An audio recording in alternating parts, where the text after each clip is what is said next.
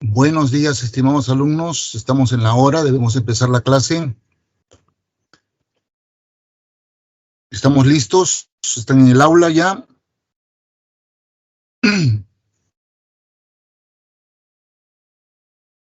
Ok, muchas gracias, Patti. Voy entonces a... Dígame, ¿están viendo el PPT? Sí, profesor, sí se ve. Perfecto. Vamos entonces a empezar, ¿ah? Pues bien, hoy día nos toca hablar de la reproducción. Una característica de los seres vivos, como lo es el metabolismo, como lo es el crecimiento, como lo es la irritabilidad, la adaptación, etcétera, etcétera. Todo lo que dijimos el primer día de clases. La reproducción. Entonces definamos, ¿no? ¿Qué es la reproducción? Es el proceso mediante el cual los seres vivos nos perpetuamos en el tiempo, produciendo descendencia. Esa es la definición de reproducción. Puede tener algunas variaciones, ¿no? De acuerdo a los autores, pero en esencia eso es la reproducción. El mecanismo, el proceso biológico mediante el cual los seres vivos nos perpetuamos en el tiempo produciendo descendencia. Pero ojo, no hay que malinterpretar. No nos perpetuamos como individuos, sino como especie.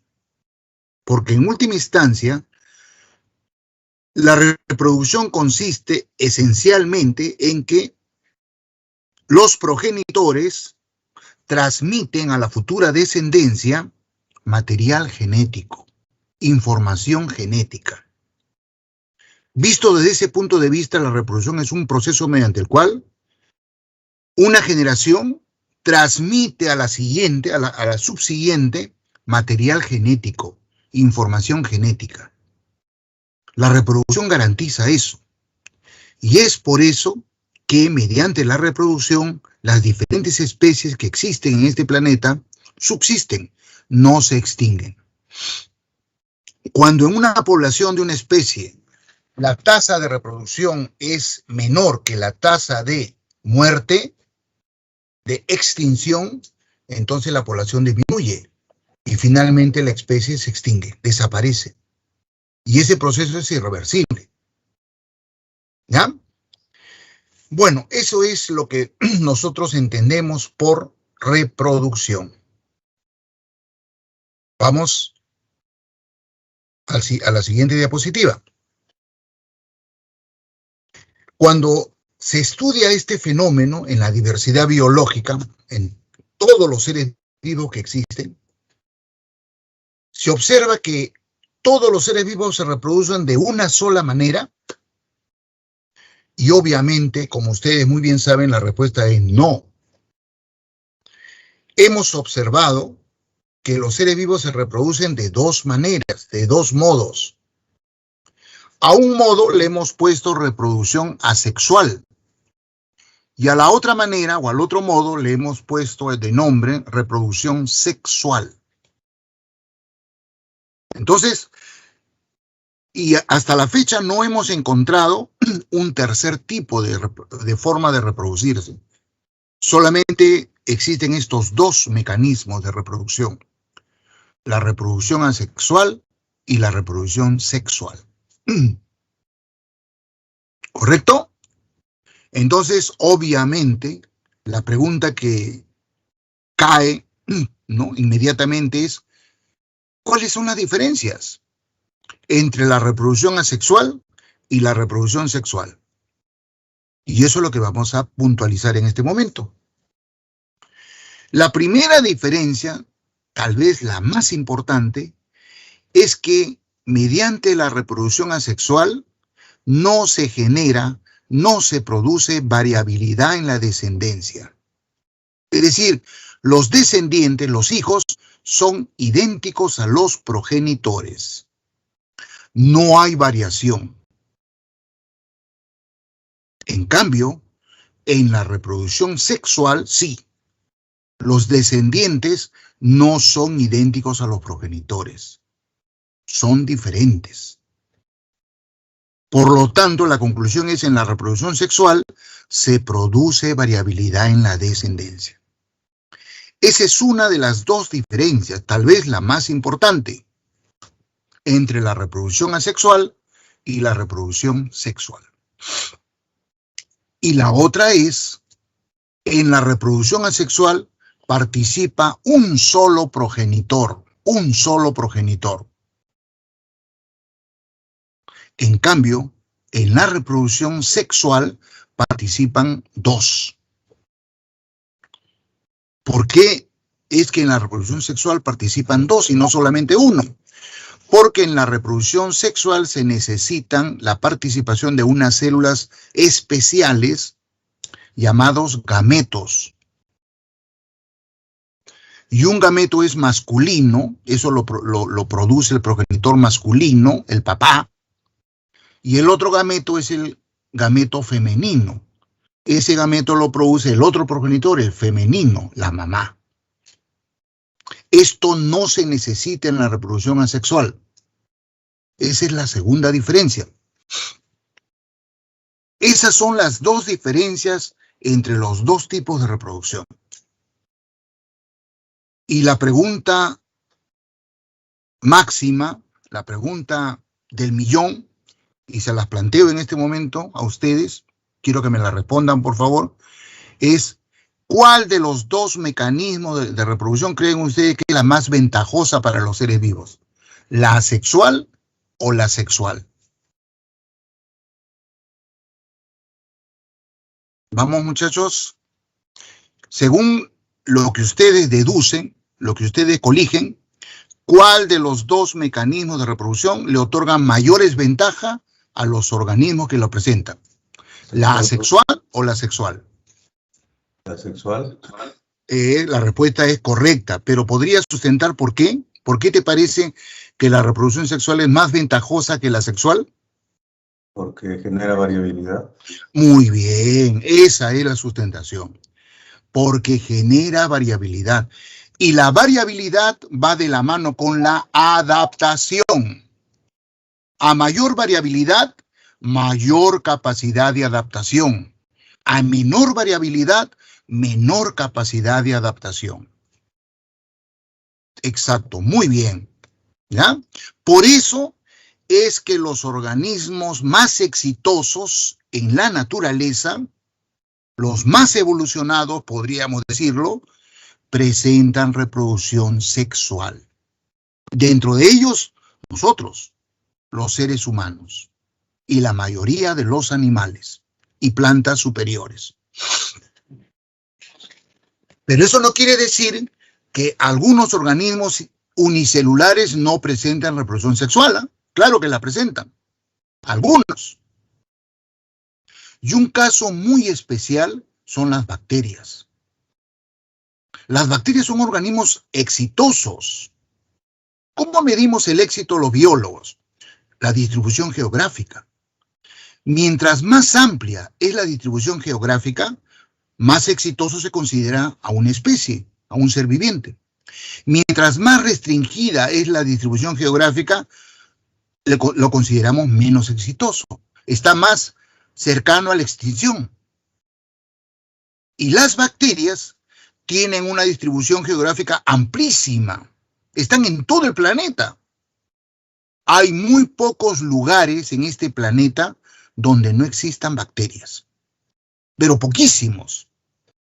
Por ejemplo, puede ser la boca de un volcán, donde hay lava incandescente. Bueno, ahí no hay bacterias, indudablemente. Pero un poco más lejano a la boca del volcán, donde hay aguas termales, ahí hay bacterias termófilas. Bueno, y sin embargo, las bacterias solo se reproducen asexualmente. Eso lo hemos visto en una clase anterior, ¿recuerdan? Las bacterias no presentan reproducción sexual. Entonces eso va en contra de la afirmación que les estoy haciendo hace un momento, ¿no? Que los organismos más exitosos, más evolucionados, presentan reproducción sexual. Eso es una contradicción. Bueno, pues, estimados alumnos, la ciencia está llena de contradicciones. Los científicos tratamos de generar leyes, axiomas, teorías, donde todo lo ordenamos a nuestro criterio, a nuestro parecer. Pero la evidencia en la naturaleza siempre nos dice, no, cuidado, no es tanto así. Siempre vamos a encontrar excepciones que confirman la regla, como dice el refrán, ¿no? Es muy sabio. Toda excepción confirma la regla. Y eso nace de la ciencia, ¿eh? Ese refrán nace de la ciencia, de la evidencia científica. Lamentablemente, en este curso tenemos muy poco tiempo para filosofar un poco en biología, así que tenemos que ceñirnos a lo que está estipulado. Así que continúo. Entonces, en primer lugar, vamos a describir cómo se realiza la reproducción asexual en algunos organismos y enseguida vamos a hacerlo con la reproducción sexual. ¿Correcto? Entonces comenzamos. Comencemos con la reproducción asexual.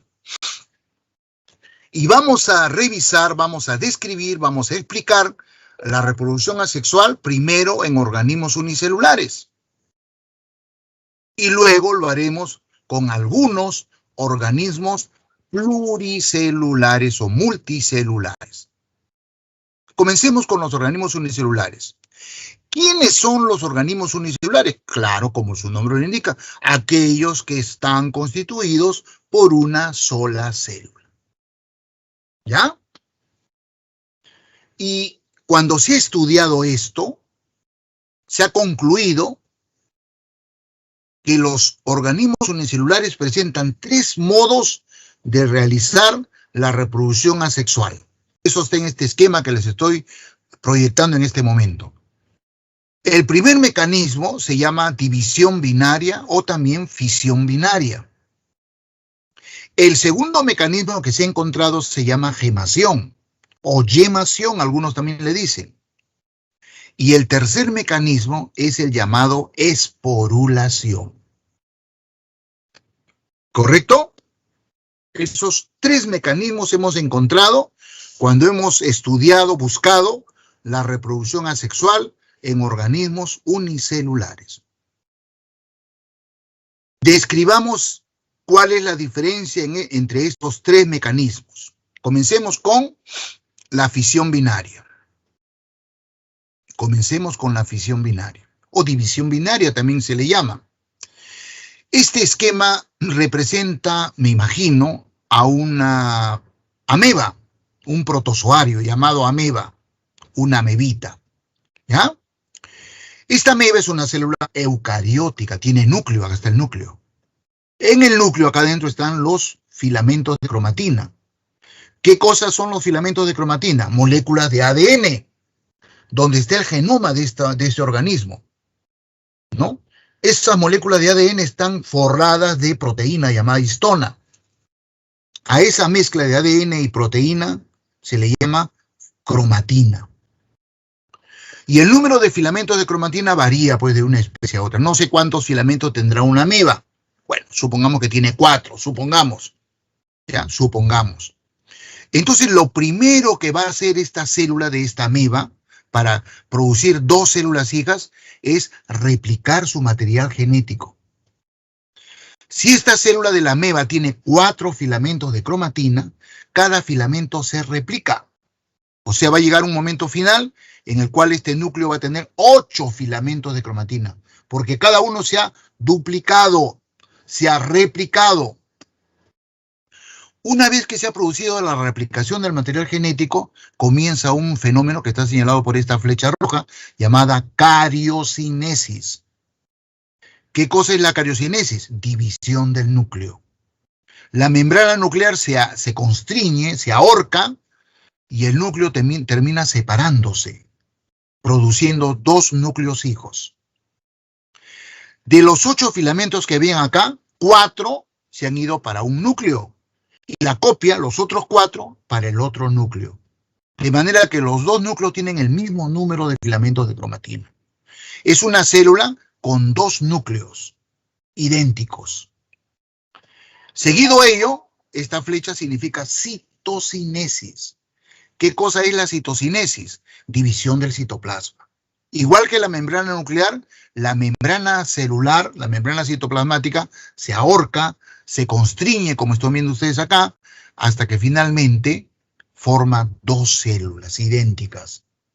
Las dos células se separan, son chiquitas al principio, pero luego crecen cada una y se convierten en dos amebas idénticas a la célula progenitora.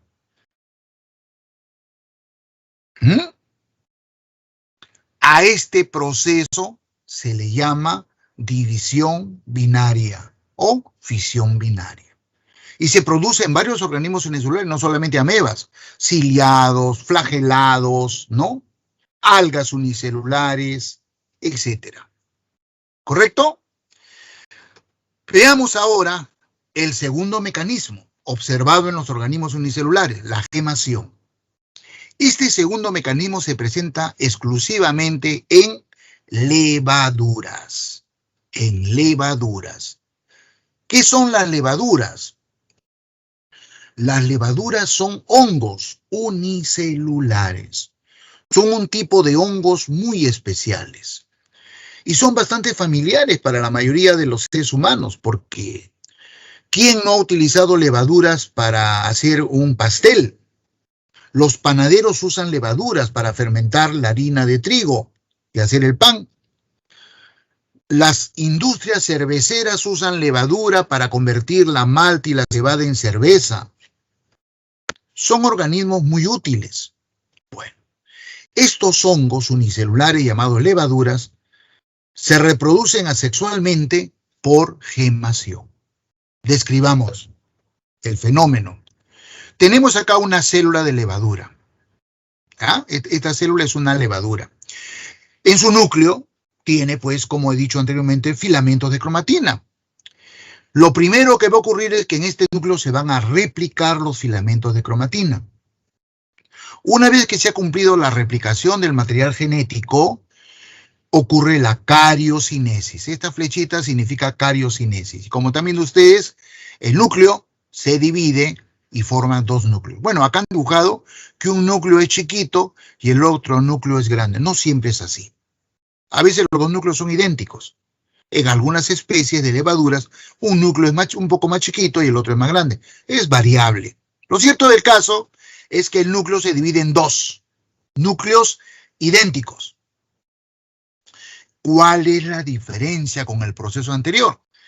En este caso, uno de los núcleos se desplaza hacia la periferia y empuja la membrana. En la membrana se produce un abultamiento, digamos, en jerga, un chichón. Pero los biólogos a este abultamiento le llamamos yema y al proceso le llamamos yemación. ¿Ya? Aparece una yema. En la medida en que el núcleo sigue presionando, empujando hacia afuera, esa yema va creciendo, miren ustedes. La yema queda envuelta completamente en la membrana de la célula, de la levadura. Y llega un momento en que esa yema ya completamente formada es una levadurita chiquitita, ¿no? Se libera, se separa, como están viendo ustedes acá. Esta yema, que ya es una levadura independiente, chiquitita, crece y se convierte en una levadura idéntica a su mamá, a la célula progenitora. De esta manera es que se reproducen asexualmente las levaduras. Entonces ya tenemos dos mecanismos, fisión binaria y gemación. Y el tercer mecanismo que hemos observado en organismos unicelulares es la esporulación. Este mecanismo es menos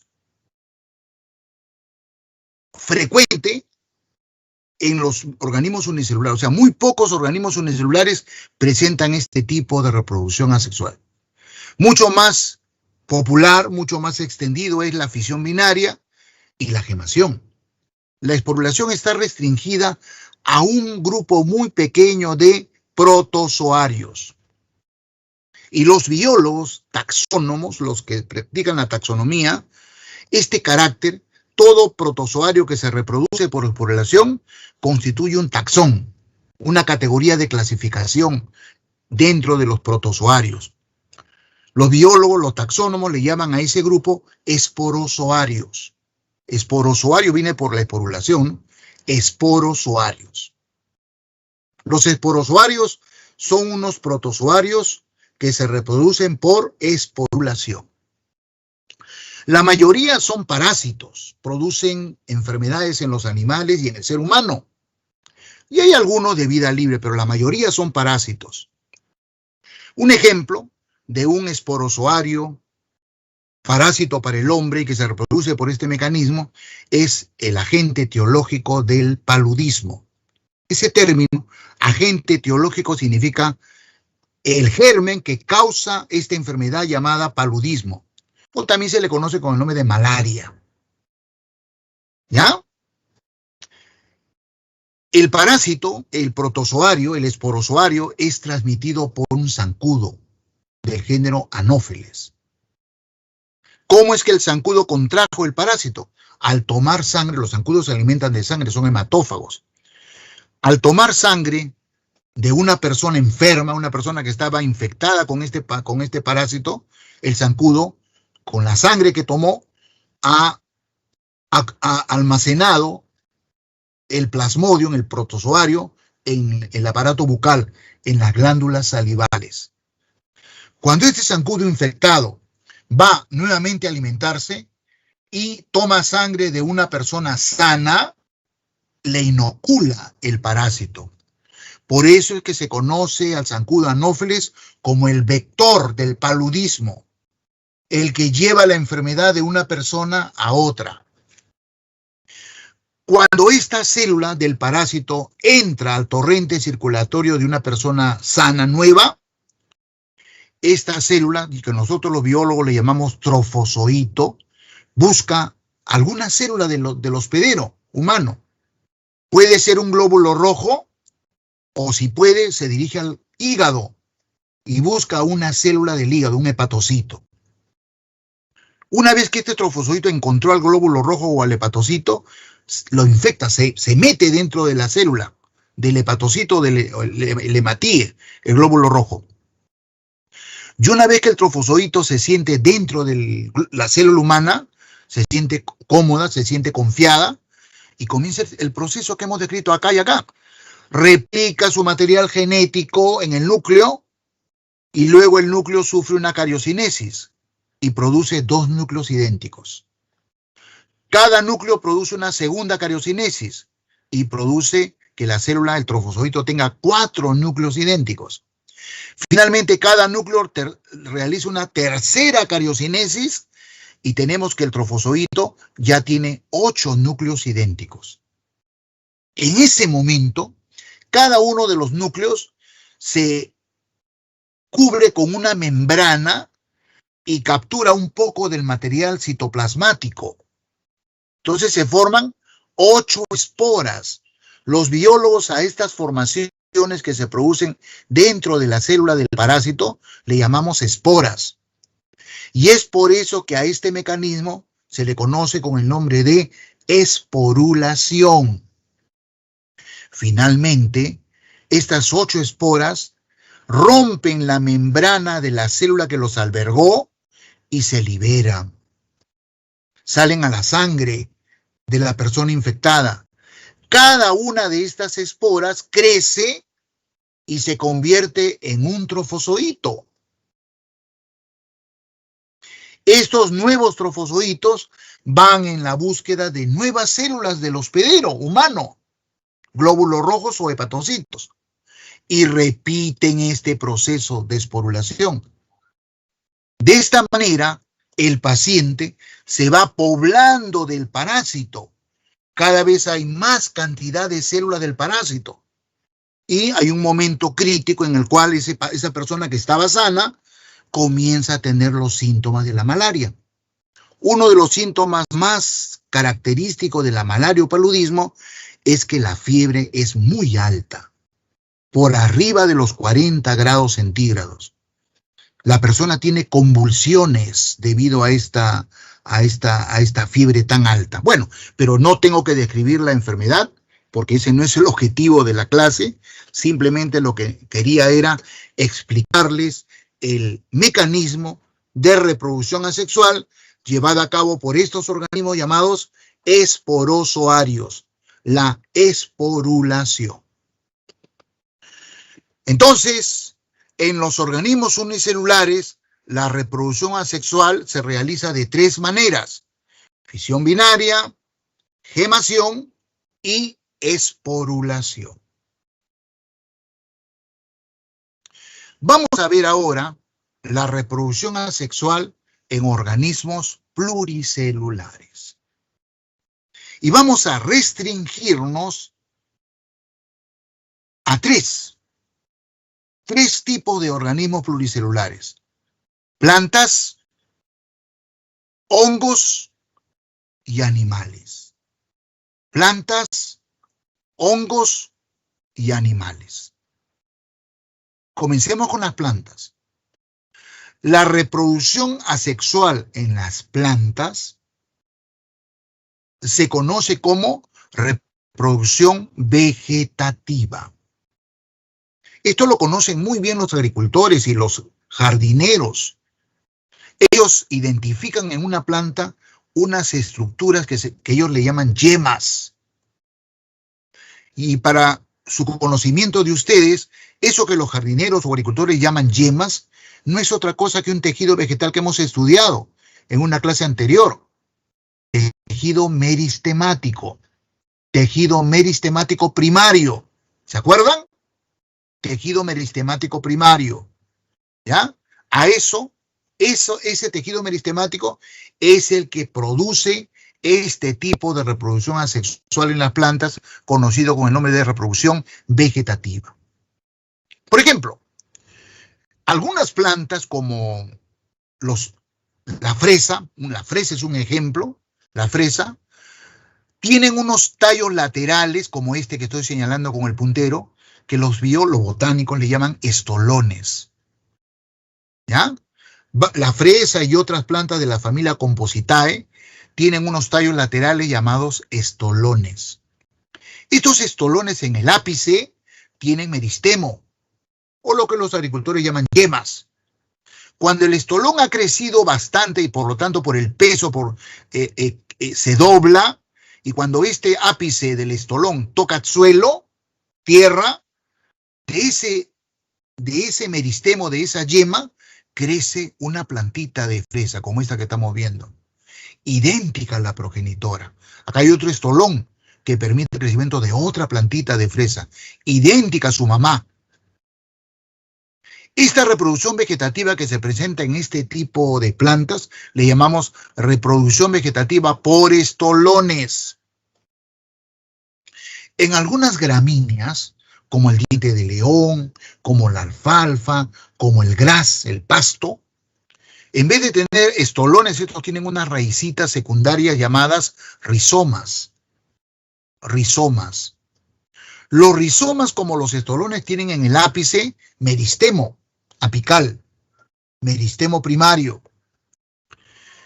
En algunos puntos de ese rizoma, ese meristemo produce el crecimiento de una plantita, idéntica a la planta propietaria del rizoma.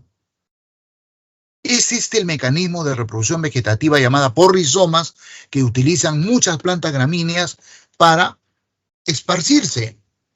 Por eso es que cuando ustedes siembran pasto, el pasto crece rápido, todo el suelo se llena de pasto, porque practican este mecanismo de reproducción asexual llamada vegetativa, en este caso por rizomas. Y esta experiencia la deben haber tenido algunos de ustedes. ¿Quién no ha tenido en casa una cebolla? Las cebollas son bulbos.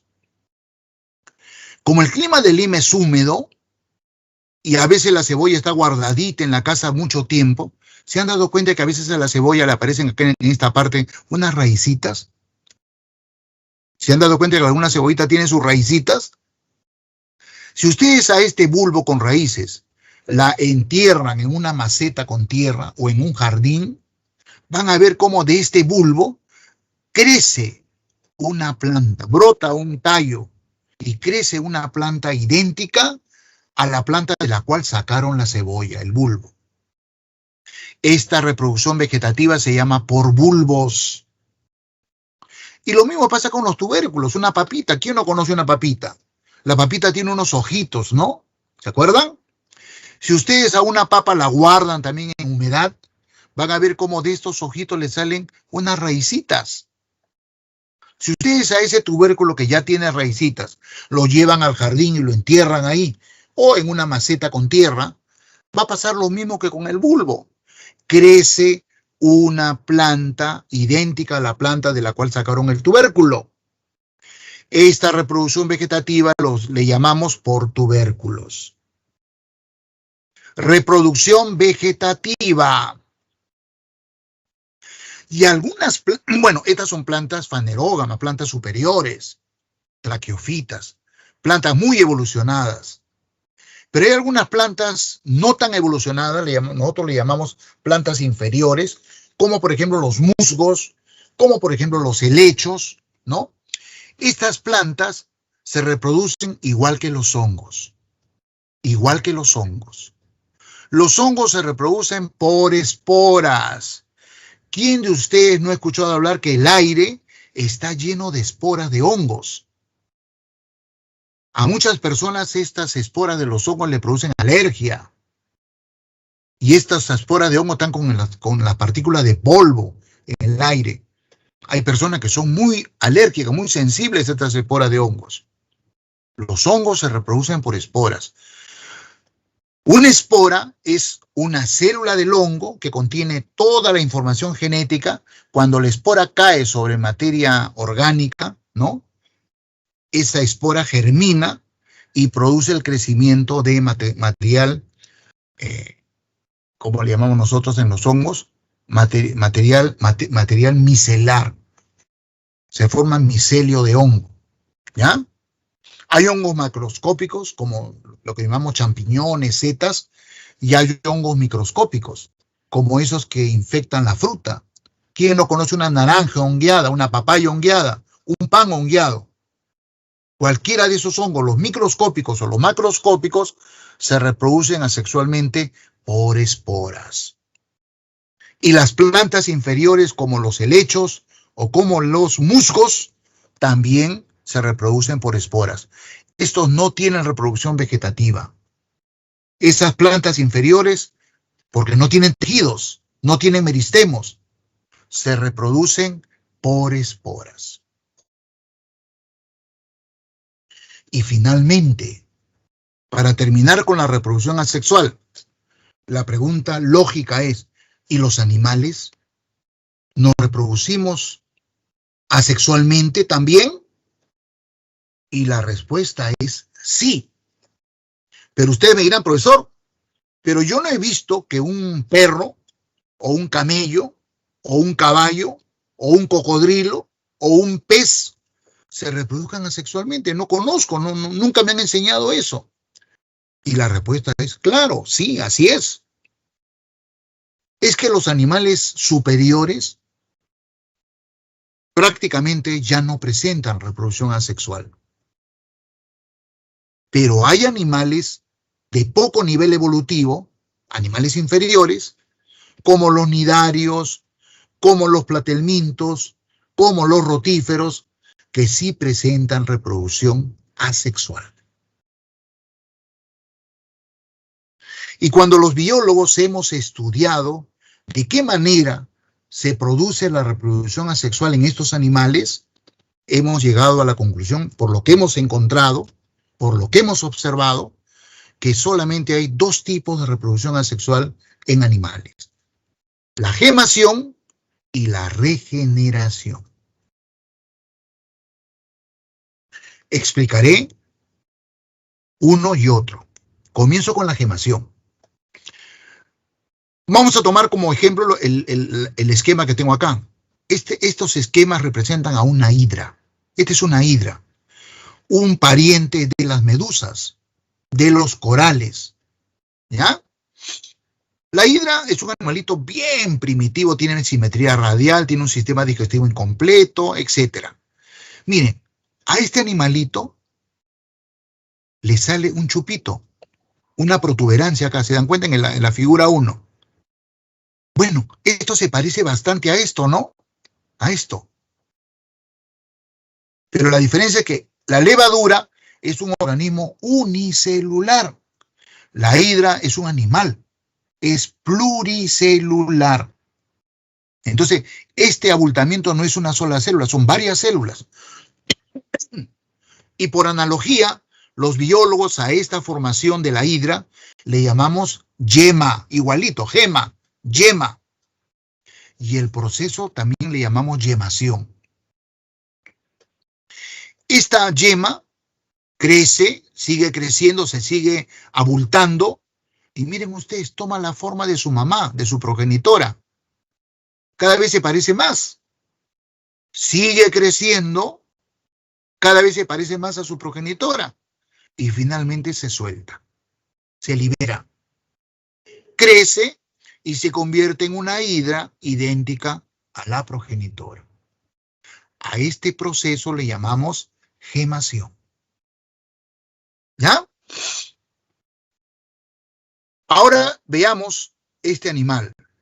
Este animal es un platelminto, es un animalito un poquito más evolucionado que los celenterados, como la hidra, la medusa, los corales. Este es más evolucionado. Este ya tiene simetría bilateral, ¿no? A partir de los platelmintos, la simetría deja de ser radial y se convierte en simetría bilateral. Bueno, este animalito tiene la costumbre, tiene la capacidad de autoseccionarse. Bueno, yo voy a usar un término chabacano, no popular, se corta ella solita. Fíjense, este gusano es este que está acá. ¿Ya? Sus células tienen la capacidad de liberar las enzimas hidrolíticas de los lisosomas, y esas enzimas hidrolíticas actúan como tijeras moleculares y cortan al gusano. Este gusano que está acá completo lo cortan en 3 partes. La cabeza, la parte media y la parte de la cola. Solita, esto es espontáneo. Es una cualidad que tiene este gusanito, la planaria. Entonces el gusano queda partido en 3. Este segmento de la cabeza, miren ustedes, crece y se convierte en un gusano completo. Este segmento de la cola también crece y regenera un gusano completo. Y esta parte media también crece y regenera un gusano completo. Es decir, a partir de un gusano que se segmentó en 3 partes, se han generado 3 gusanos idénticos.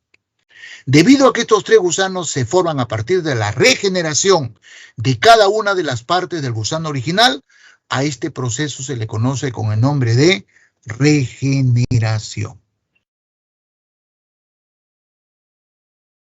Con esto terminamos la reproducción asexual en organismos pluricelulares y en organismos unicelulares. Entonces no queda más que hablar de la reproducción sexual, ¿no es cierto? Porque eso es lo que dijimos al principio. Vamos a hablar en primer lugar de la reproducción asexual y luego hablaremos de la reproducción sexual. Pero antes de hablar de la reproducción sexual, vamos a tocar 3 conceptos previos que en cierta medida son necesarios para entender con mayor propiedad lo que vamos a explicar a continuación respecto de la reproducción sexual. Estos 3 conceptos son ciclo celular, mitosis y meiosis. ¿Ya? Esto me va a tomar bastante tiempo. Esta clase también es bien densa, ¿eh? Muy probablemente no termine todo el contenido de la clase. Entonces, igual que la vez pasada, voy a tener que dejar una pequeña parte para la siguiente clase. Espero que no. A ver cómo controlo mi lengua. Yo soy muy emotivo, me gusta explayarme y tengo que controlarme. Entonces, vamos a hablar de estos 3 fenómenos: meiosis, mitosis y ciclo celular. Comienzo con ciclo celular. Pero antes de continuar, quisiera, por favor, estimados alumnos, que me digan esta primera parte sobre reproducción asexual. ¿Les quedó claro, no es cierto? Sí, profesor, está claro. Sí, profe. Muy bien, chicos, muchas gracias. ¿Ok? Vamos a hablar de este tema, ciclos, que es apasionante, le voy anticipando, ¿ah? Yo estoy seguro que ustedes van a aprender algunas cositas nuevas en esta clase en general y particularmente en este punto sobre el ciclo celular. Bien. ¿Qué es el ciclo celular? ¿A qué le llamamos ciclo celular los biólogos celulares? Porque los biólogos celulares son los que se dedican a esto, ¿no? El estudio de la célula. El ciclo celular es una serie de acontecimientos por lo que pasa toda célula desde el momento que surge como consecuencia de la división celular. La división celular permite que una célula madre, esta de acá, esta célula madre, al dividirse, produce dos células hijas idénticas a la progenitora. Esto se parece mucho a la reproducción asexual, ¿no? ¿Sí? La división celular es eso. Una célula progenitora, luego de la división celular, produce dos células idénticas, igualitas. Entonces, para cada una de estas células hijas, a partir de este momento que está señalado por esta línea, ¿no? Comienza el ciclo celular. Vive este periodo llamado fase G1, luego vive el periodo S, la fase S, finalmente vive la fase G2, y al final de la fase G2, esta célula hija, y la otra también, por supuesto, esta célula hija, igualito que lo que hizo su mamá, sufre división celular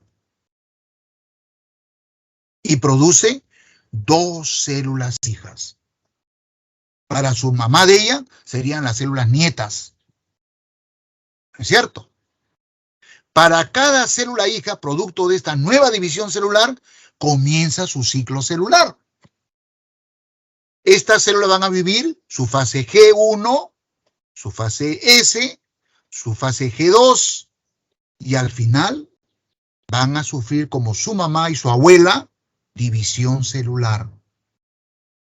Y van a producir dos nuevas células hijas, las cuales van a vivir su fase G1, su fase S, su fase G2, y también como su mamá, su abuela y su bisabuela, van a sufrir división celular. Y van a producir dos nuevas células hijas, y las cuales harán las fases y seguirán de esta manera una vez, y otra vez, y otra vez, y otra vez. A todo este periodo comprendido entre la fase G1, la fase S y la fase G2, los biólogos le llamamos interfase. Entonces la interfase comprende la fase G1, la fase S y la fase G2. Culminada la interfase, toda célula sufre división celular. Y las células hijas realizan la interfase y realizan la siguiente división celular. Bien. Describamos qué ocurre en cada una de estas etapas de la interfase,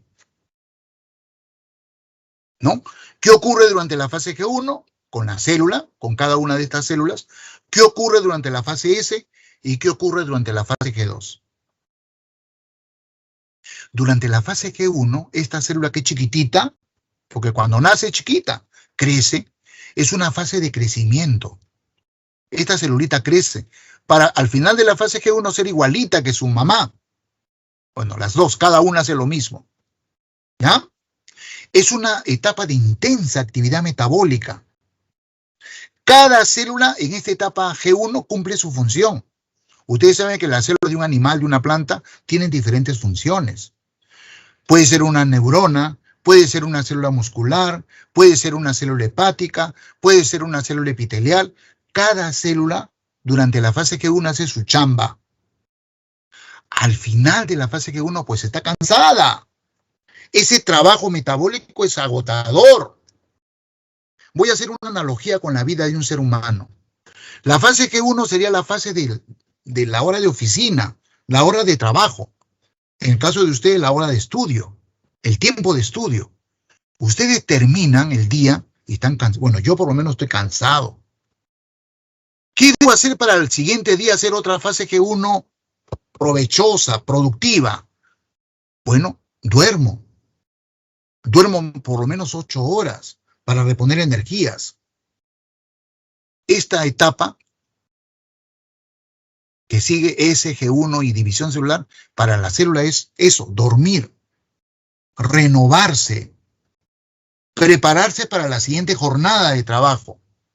Por eso es que la célula, al finalizar la fase G1, se prepara para la división celular.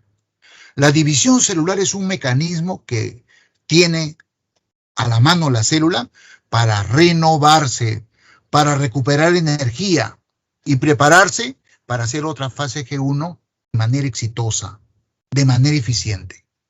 Entonces, ni bien termina la fase G1, la célula empieza a prepararse para la división celular. Todo esto azul y G2 es una etapa de preparación celular para la división celular. Entonces, ¿qué pasa durante la fase S? Replica el material genético, fíjense ustedes. Durante la fase S, esta celulita, que es hija, nueva, joven, replica su material genético, duplica.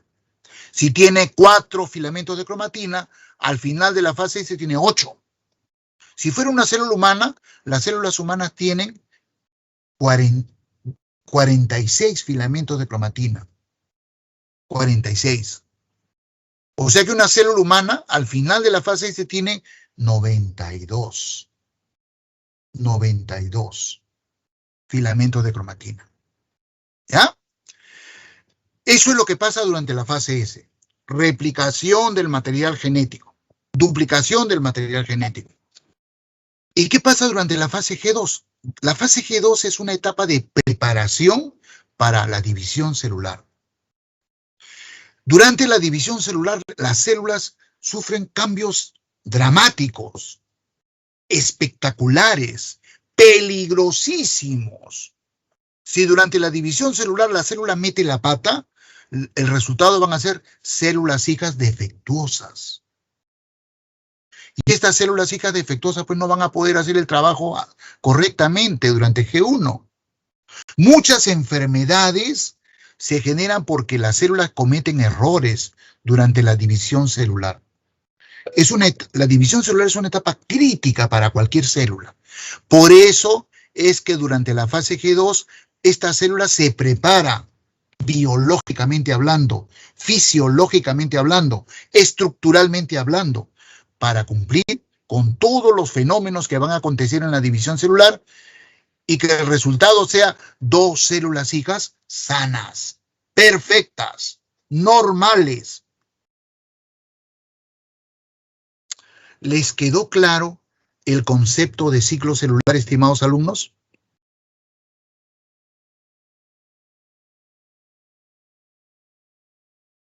Por favor, denme un comprendido. Sí, profesor, todo claro. Perfecto. Pero ahora viene una pregunta interesante que yo sé que les va a causar bastante sorpresa a ustedes. Y la pregunta que les hago a todos ustedes es la siguiente. Ya hemos visto, ¿no? Una célula se divide y produce 2 células hijas. Cada una desarrolla la interfase, después de lo cual se vuelve a dividir. Y las células hijas hacen lo mismo y lo mismo. La pregunta es, ¿este proceso llamado ciclo celular es infinito o es finito? Repito la pregunta. ¿Este fenómeno llamado ciclo celular es infinito o es finito? ¿Cuál creen ustedes que es la respuesta? Depende de la célula, profe. ¿Infinito? No. Porque las personas ya no siguen mitosis. Ya, pero estás hablando de las neuronas. Pero ¿qué? Las ¿Y esa células célula qué? sí siguen ese proceso constantemente. Ya, pero infinitamente, para siempre, hasta el fin de los siglos.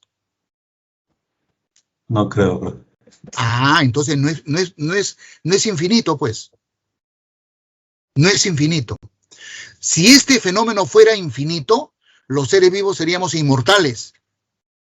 Y los seres vivos somos mortales, ¿sí o no? Claro, profe. ¿Te das cuenta? Y te cuento, en el núcleo de toda célula, en el núcleo de la célula, en los cromosomas, hay una estructura que se llama telómero. El telómero es un contómetro. ¿Sabe lo que es un contómetro? A lo que cuenta, pues, ¿no? 1, 2, 3, 4, 5, 6, 7, 8, 9, etcétera. Un contómetro. Pero es un contómetro en reversa. Funciona así, fíjate. Es como, por ejemplo, si esta célula fuera embrionaria, o sea, es la primera célula de un ser viviente, de un animalito, su primera célula, el cigoto, el huevo fecundado, ¿ya? En su telómero, vamos a decir, no es verdad, sino una cosa que yo pongo como ejemplo. Tiene 100 divisiones celulares contabilizadas, programadas. 100. Este cigoto, este huevo fecundado, ya es una nueva célula diploide, llega acá y hace su primera mitosis, su primera división celular, y produce 2 células hijas, 2 blastómeros. Estos blastómeros viven su interfase y al final de la interfase se dividen y producen 2 células hijas. Estas células hijas en su telómero ya no tienen 100 divisiones, tienen 99. Estas células hijas de 99 divisiones en su telómero hacen su interfase y al final se dividen y producen 2 células hijas. Estas células hijas ya no tienen 99, tienen 98 divisiones programadas. Hasta que llega un momento en el cual la última célula tiene 0. Ya no le quedan divisiones. Ya no va a dividirse, no puede. No tiene programado en su telómero más divisiones celulares. ¿Y qué le va a pasar a esta célula? Muere. Esta célula muere. Y a esa muerte espontánea los biólogos le llamamos apoptosis. Es por eso que los seres vivos envejecemos. Hay un momento en que muchas células ya no se van a dividir más, van muriendo. Y de esa manera los órganos se van deteriorando. Se produce un fenómeno conocido como envejecimiento. ¿Se dan cuenta, estimados alumnos, lo importante que es este concepto, ciclo celular, para entender el fenómeno de la vida, con todas sus implicancias? Crecimiento y envejecimiento y muerte. En la medida en que las células se van dividiendo, el número de células va aumentando. El organismo va aumentando su número de células, ¿no? Porque tenemos que al principio es una, luego son 2. Estas 2 van a producir cada una 2, van a ser 4. Luego 8, 16, 32. Pero no son eternas. Al final ya no van a poder seguir dividiéndose y van a empezar a morir. Y este esquemita que está acá abajo resume lo que les he explicado acá, ¿no? En la parte superior. La primera etapa es una etapa de crecimiento, luego hay una replicación cromosómica, una separación, ¿no?, de los cromosomas y finalmente la división celular. ¿Ya? Este es un resumen de lo que he explicado acá arriba. Ok. Vamos ahora a explicar el otro concepto, mitosis. En verdad, la mitosis es esto de acá. Esta división celular, ya que está el nombre, ¿no?, es una mitosis. ¿Ya? Por conclusión, ya podemos decir, ¿cuál es el objetivo de la mitosis? Por simplemente este esquema de acá. La mitosis es un proceso involucrado en una división celular que permite que una célula produzca 2 células idénticas. Idénticas. A su vez, estas dos células hijas de esta de acá, cuando lleguen a este momento, también producirán dos células idénticas mediante la mitosis. Entonces, ¿cuál es el objetivo de la mitosis, estimados alumnos? Permitir el incremento del número de células de un organismo pluricelular. Permitir el incremento del número de células de un organismo pluricelular o multicelular. Ese es el objetivo de la mitosis. Y dentro del conjunto de células de un organismo pluricelular, me esperan un segundito porque esta llamada es importante para mí, por favor, estimados alumnos. Miriam, buenos días. ¿Aló? Hoy me cortó. Bien. Parece que entendió que a ella la estaba cortando. Es la trabajadora del centro de cómputo de la facultad, que tengo un problema con mi classroom de mis clases de pregrado. Bueno, pero sigo. Decía que dentro del conjunto de células de cualquier ser viviente multicelular, hay dos tipos de células. Células diploides y células haploides con H. Haploides. Haploides. Las primeras, las diploides, son las que los biólogos llamamos células somáticas.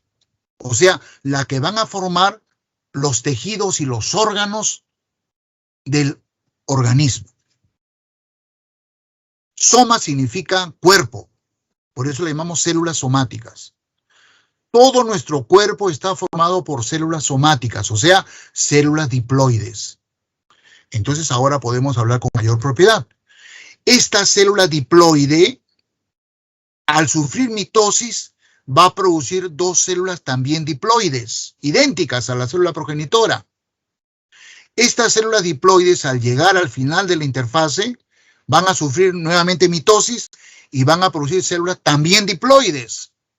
Y así sucesivamente. Entonces, la mitosis es un fenómeno de división celular relacionada con el crecimiento de los organismos pluricelulares. Porque los organismos pluricelulares crecemos en función a que el número de nuestras células aumenta. ¿Y por qué aumenta nuestro número de células? Porque sufren el proceso llamado mitosis. El otro tipo de células, las haploides, son necesarias en algunos órganos, solamente en un órgano de cualquier organismo pluricelular. ¿Cómo se llama ese órgano donde se tienen que producir células haploides? Bueno, los biólogos le llamamos gónadas. Las gónadas. ¿Y cuál es la función de las gónadas? Producir gametos. En los animales, al gameto masculino le llamamos espermatozoide. Y en las mujeres o en las hembras en los animales, le llamamos óvulos. Los espermatozoides y los óvulos son células haploides, células reproductivas, células sexuales, no son células somáticas. Y para que se formen ese tipo de células en las gónadas, testículos en los varones, ovarios en las mujeres, se tiene que producir este fenómeno. Meiosis. Pero eso lo vamos a ver a continuación. Entonces la meiosis es una división celular cuyo objetivo es diferente a la mitosis. El objetivo de la meiosis es producir células haploides, ¿no?, a partir de células diploides, para que estas células haploides finalmente se conviertan en gametos. La mitosis es un fenómeno de división celular que, partiendo de una célula diploide, produzca dos células también diploides. Por lo tanto, el objetivo de la mitosis es crecimiento de los organismos multicelulares. Y no sé si ustedes se han dado cuenta, reproducción asexual. Estos mecanismos de reproducción que hemos descrito acá, reproducción vegetativa, gemación, regeneración, no es otra cosa que mitosis. Mitosis. Entonces la mitosis tiene dos objetivos: favorecer, permitir el crecimiento de los organismos multicelulares y realizar reproducción asexual. ¿Quedó claro eso que les estoy planteando, estimados alumnos? Supongo que sí. Entonces, vamos a describir la mitosis y vamos a describir la meiosis. Primero la mitosis. La mitosis en realidad es una cariocinesis. No es una división celular, ¿eh? La mitosis en sí es una cariocinesis. No es una división celular.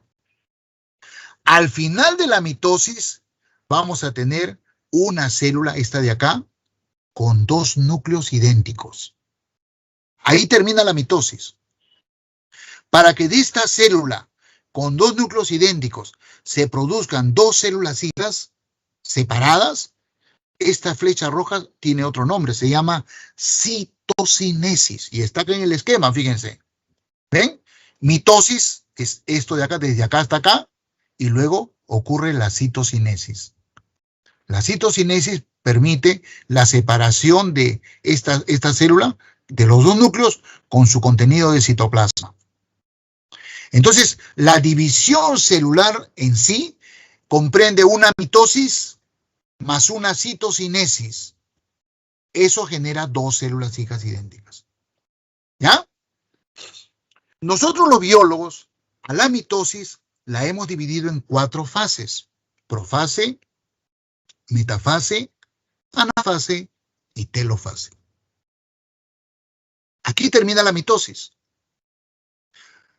Después de la telofase se produce la citocinesis y esta célula con dos núcleos idénticos, producto de la mitosis, se convierte en dos células diploides idénticas. Bueno, acá tenemos a la célula en interfase. Esta célula de acá sería esta. Está en final de fase G2. Esta célula está terminando la fase G2. Se ha preparado para la división celular. En ese momento comienza la profase, primera etapa de la mitosis. ¿Qué cosa le ocurre a esta célula durante la profase de la mitosis? Los filamentos de cromatina, que son delgadísimos, son unos hilitos infinitamente delgados, comienzan a condensarse. ¿Qué significa la condensación de los filamentos de cromatina? Significa que pierden longitud, van acortándose, pero al acortarse van ganando grosor. Al final de la profase ya se le ve así como están viendo ustedes acá.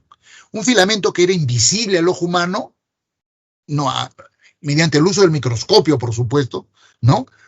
Para ver esto tenemos que usar un microscopio, ¿no? Inclusive el microscopio no lo podían ver, ustedes lo vean como un ovillo, indiferenciable un filamento del otro.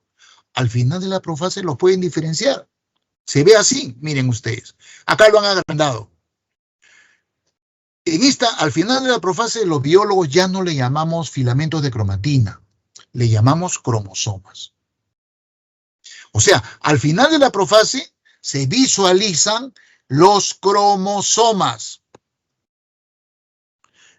Y un cromosoma, como está representado acá, tiene dos filamentos. Este de acá y este de acá. Estos dos filamentos son dos copias, son igualitas. Este filamento de la derecha es exactamente igual que el filamento de la izquierda. ¿Y por qué el cromosoma tiene dos filamentos? ¿Por qué tiene dos filamentos? Y la respuesta es muy simple. Porque durante la fase S de la interfase, cada filamento de cromatina se replicó. ¿Se acuerdan? Durante la fase S, cada molécula de ADN cubierta de proteína, o sea, cada filamento de cromatina, se replicó. O sea que al final de la fase S, cada filamento tiene su doble. Y no se han separado, están unidos. Eso es lo que estamos viendo acá, luego que se condensaron. El punto de unión de un filamento con el otro es esta parte llamada centrómero. El centrómero. El centrómero es la zona donde los dos filamentos de cromatina del cromosoma están unidos. ¿Ya? Bueno, estas estructuras llamadas cromosomas son tremendamente útiles para la investigación en genética, en una rama de la biología celular que los biólogos hemos llamado citogenética. La citogenética es el dominio de la biología celular que estudia los cromosomas de las células. Por supuesto que los cromosomas son diferentes en una especie respecto de la otra, ¿no? Y los biólogos que se dedican a esta especialidad se llaman citogenetistas. Citogenetistas. Estos biólogos, ¿cuál es el momento que ellos utilizan de la mitosis para estudiar estas estructuras? La metafase. Al final de la profase los cromosomas ya están formados, pero durante la metafase se arreglan, se movilizan y se ubican en el plano ecuatorial. Si consideramos a la célula como un globo terráqueo, esa línea que divide a la Tierra en dos hemisferios sería el ecuador. Bueno, los cromosomas se ubican todos en un solo plano en el ecuador. Cuando los cromosomas ya están ubicados en este sentido, en el plano ecuatorial de la célula, nosotros los biólogos ya decimos, esto ya no es profase, esto ya es metafase. ¿Qué otro acontecimiento ocurre durante la profase? Vean, estos dos cuerpos se llaman centrosomas o centriolos. Cuando comienza la profase, estos centriolos se empiezan a separar. Uno se va para este lado y el otro se va para el otro lado. Y en su trayectoria van dejando unos microtúbulos, unos filamentos huecos. Y esta formación, los biólogos lo conocemos con el nombre de uso acromático o aparato mitótico. Entonces, durante la profase se va formando el uso acromático, el aparato mitótico. Otra cosa, esto de acá está dentro del núcleo, se llama nucleolo. Este nucleolo que se ve en interfase, durante la profase desaparece, ya no se le ve más. Desaparece el nucleolo. La membrana nuclear eucarioteca, vean ustedes, cuando comienza la profase comienza a desintegrarse. ¿Ven? Acá se ve. Desaparece la carioteca. Esos son los 3 o 4 acontecimientos que ocurren durante la profase. Número 1, condensación de los filamentos de cromatina para formar los cromosomas. Desaparición del nucleolo. Formación del aparato mitótico. Desaparición de la carioteca. 4 acontecimientos durante la profase. Cuando la profase ya terminó, los cromosomas se mueven, se desplazan y se arreglan, se ubican en el plano ecuatorial. Todos uno al lado del otro. Toditos uno al lado del otro. Esa visión que nosotros lo podemos fotografiar usando un microscopio, nosotros le llamamos metafase. Segunda etapa de la mitosis. Simplemente ese momento es la metafase. Ocurre que un microtúbulo de este centriolo está pegado al centrómero de un cromosoma acá, en este punto.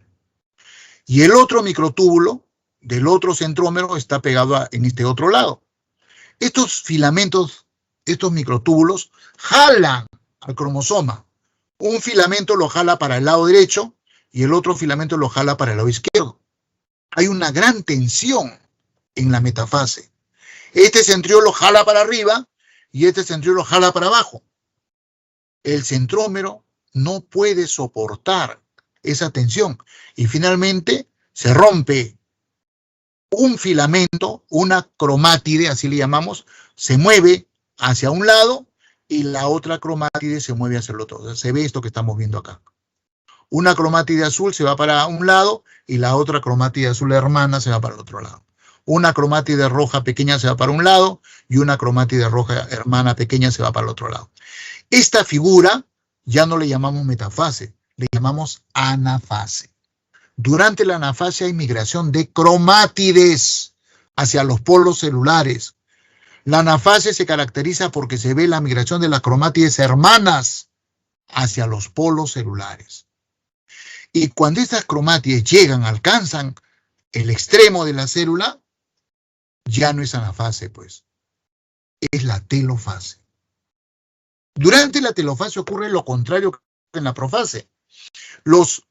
Las cromátides de los cromosomas empiezan a descondensarse. O sea, se vuelven hilitos de nuevo, finitos. Igual acá. Reaparece la carioteca. Reaparece la carioteca. Y el resultado es una célula con dos núcleos diploides idénticos. Terminó la telofase, terminó la mitosis. Para que esta célula con dos núcleos diploides idénticos se quiebre, se divida y produzca dos células idénticas, ocurre este fenómeno que se llama citocinesis.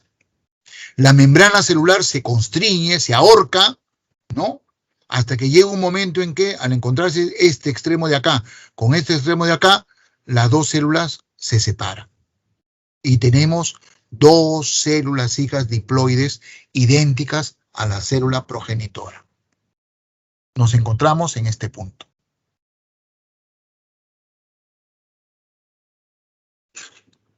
Listo. Finalmente, vamos ahora a estudiar a la meiosis. Ya les hablé del objetivo, ¿no? La meiosis es un fenómeno de división celular cuyo objetivo es convertir células diploides en células haploides. Los biólogos nominamos N el número de cromosomas de una especie. Por ejemplo, si esta fuera una célula humana, N sería igual a 23. 2N es igual a 46, pues. O sea, toda célula somática humana tiene 46 filamentos de cromatina. En realidad son 23 pares. 23 pares, 46. Y esta célula solamente tiene 23, porque es N. No 2 por 23, solamente N, 23. A esta célula 2N se le llama diploide y a esta célula N se le llama haploide. Y ya les expliqué, estas células haploides van a ser los futuros gametos. Así que este fenómeno de meiosis ocurre en un fenómeno que los biólogos llamamos gametogénesis. En los testículos, ese proceso de gametogénesis se llama espermatogénesis. Y en los ovarios, ese proceso de gametogénesis se llama ovogénesis. Y en ambos procesos, en la espermatogénesis y en la ovogénesis, se produce una meiosis. Bien, la meiosis en realidad son dos divisiones celulares sucesivas. Aquí en la parte superior tenemos la primera división, por eso es que los biólogos le llaman a esta división 1 romano. Acá está, 1, división 1. Meiosis 1, primera división de la meiosis, 1. La célula, ay carambas, voy a ponerlo acá abajo mejor. La célula progenitora es diploide, 2N. Y las dos células hijas de la primera división de la meiosis son N, o sea, son haploides. Por eso se dice, decimos los biólogos, que la primera división de la meiosis o meiosis 1 es reduccional.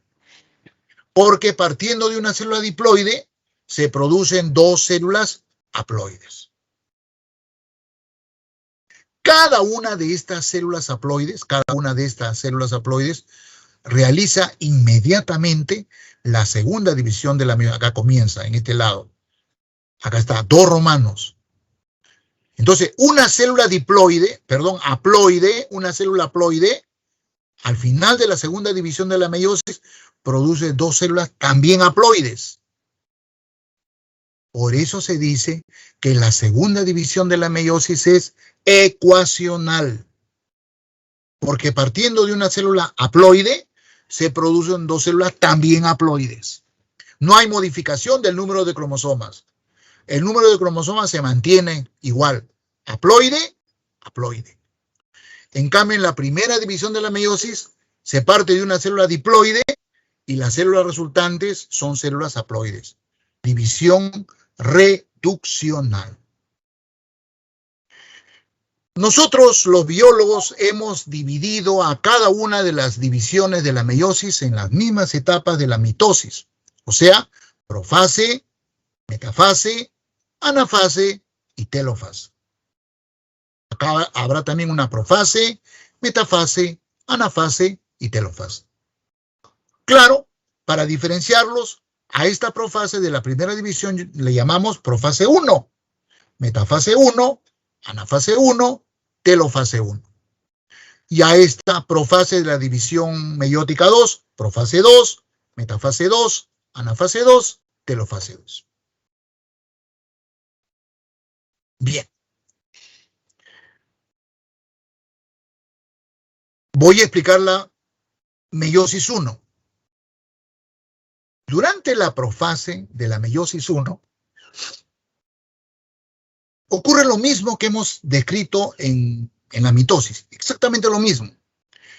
La carioteca desaparece, el nucleolo desaparece, se forma el aparato mitótico y los filamentos de cromatina se condensan.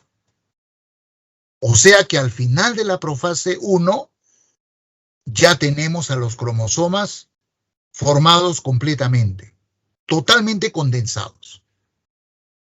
Pero acá viene lo interesante, por favor, pongan bastante atención.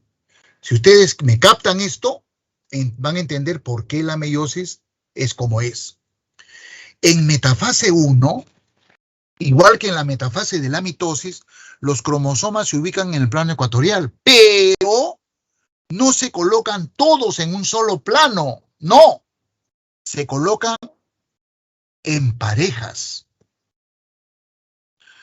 Los seres vivos tenemos parejas de cromosomas. ¿Ya? Cada uno de estos cromosomas tiene su hermana, su pareja, su novia. Son como los dedos de mi mano. Yo tengo en mi mano derecha un pulgar derecho. Pero en mi mano izquierda tengo también un pulgar, el pulgar izquierdo. Si yo los coloco a los dos pulgares, uno al lado del otro, coinciden. Nosotros los biólogos le llamamos eso homología. Son homólogos. Pulgar derecho es homólogo del pulgar izquierdo. No es el mismo cromosoma, son homólogos. En cambio, las cromátides son hermanas. Estas sí son idénticas. Las cromátides de un cromosoma sí son idénticas. Los cromosomas homólogos son parecidos, no son idénticos. Creo que debe quedar claro eso. Entonces, en la mitosis, todos los cromosomas, no por parejas, todos se ponen en un solo plano. Porque en anafase lo que se mueve hacia uno y otro lado son cromátides. Miren ustedes, en metafase 1, el cromosoma azul se pone con su homólogo rojo, encima del otro o al lado del otro. Otro azul con el rojo, otro azul con el rojo. Cuando empieza la anafase, lo que se mueve hacia un lado de la célula no es una cromátide, es todo el cromosoma azul. Y lo que se mueve hacia el otro lado es todo el cromosoma rojo. Es decir, si comparo con mis dedos derechos pulgar, índice, medio, anular y meñique derecho se van para un lado y mis dedos izquierdos se van para el otro lado. Esto es lo que explica por qué la primera división de la meiosis es reduccional. Lo que se desplaza, lo que se separa en anafase 1 no son cromátides, son cromosomas homólogos. Y entonces, lógicamente, cuando estos cromosomas llegan a destino en telofase y se forma la carioteca, este núcleo ya no tiene 46 cromosomas, pues tiene la mitad, 23. Y el otro también va a tener solamente 23. ¿Se dan cuenta, estimados alumnos? Entonces tenemos una célula con dos núcleos haploides. Ocurre la citocinesis, se separan los dos núcleos con su citoplasma correspondiente y tenemos dos células haploides. Cada una de estas células haploides hace la meiosis 2. Bueno, la meiosis 2 en verdad es una mitosis entre comillas.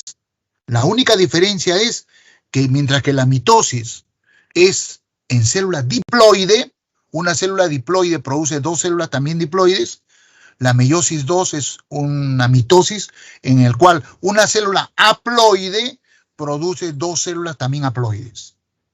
Y se los explico. En profase 2 ocurre lo mismo que ya saben, condensación de los filamentos de cromatina, desaparición del nucleolo, desaparición de la carioteca, formación del aparato mitótico, termina la profase 2 y ocurre la metafase 2. En metafase 2, los 23 cromosomas, si fuera una célula humana, se colocan todos en un solo plano, ya no por pareja. No hay pareja. Tenemos un solo juego de cromosomas. Todos se colocan en un solo plano. De modo que en anafase 2, la mitad de cromátides se van para un lado y la otra mitad de cromátides se van para el otro lado. Por eso es que en los dos núcleos en telofase tienen la misma cantidad de cromosomas. N número de cromosomas. Es complicado, es bastante información, pero espero que la idea la hayan captado. Disculpen, voy a tomar un poco de agua.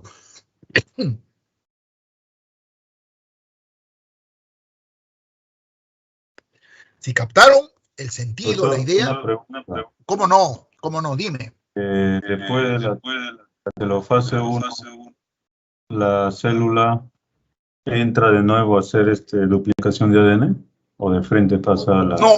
No, ya no, pues, ya no. No hay interfase. Muy buena pregunta. Después de la telofase 1 no hay interfase. Esa es la respuesta, estimado alumno. No hay interfase. ¿Me entendiste? Sí, profe, pero con respecto a los números, se supone que para que termine en N al final, si es al comienzo N y termina en N, tiene que haber una duplicación. No, pues, no, porque cada uno de estos cromosomas ya está duplicado. Este cromosoma azul tiene dos cromátides. O sea, al comienzo de la meiosis en la 1, supongamos una célula, ¿cuántas? Claro. Esta célula de acá, este es diploide. Ya hizo su replicación de material genético. Suponte que esta célula tenga testículo. Esta célula hace meiosis, ya no mitosis, meiosis. ¿Entiendes? Entonces, lo que se separa en anafase son cromosomas, con sus dos cromátides. ¿Te das cuenta? Ya está duplicado entonces Ya está duplicado, claro. Ya. ¿La captaste? Sí. En anafase lo que se separan son cromosomas, cada uno con sus dos cromátides. En anafase 2 se separan las cromátides de estos cromosomas. ¿Sí? Pero lo que pasa es que en la mitosis, en la anafase, se separan cromátides nada más. Y en cambio... Claro. De todos los cromosomas, bueno, si estamos hablando de células humanas, de los 46 cromosomas 46 cromátides para un lado, 46 cromátides para el otro lado.